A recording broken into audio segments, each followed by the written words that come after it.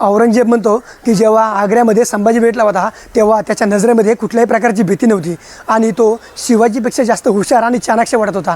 त्याची नजर बघून मी स्वतः घाबरलो होतो। आणि जेव्हा संभाजी महाराजांना औरंगजेबाने कैद केले तेव्हा औरंगजेब म्हणतो की शिवाजीने वाढवलेलं स्वराज्य आणि संभाजीने ते स्वराज्य टिकवलं, त्याला कुठल्याही प्रकारचा धोका दिला नाही आणि स्वतःच्या प्राणाची आहुती दिली।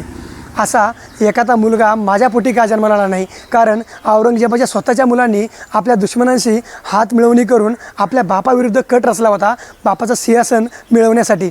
आणि औरंगजेब असं म्हणतो की संभाजीसारखा मुलगा माझ्या पोटी का जन्माला आला नाही, किंवा एखादा मराठा वीर योद्धा जो महापराक्रमी तो माझ्या सैन्यामध्ये का जन्माला आला नाही? जर तो माझ्या सैन्यामध्ये असता तर नक्कीच अख्ख्या जगावरती माझं राज्य असतं, मी राज्य केलं असतं, किंवा आपण मराठ्यांविरुद्ध एकसुद्धा लढाई हारलो नसतो।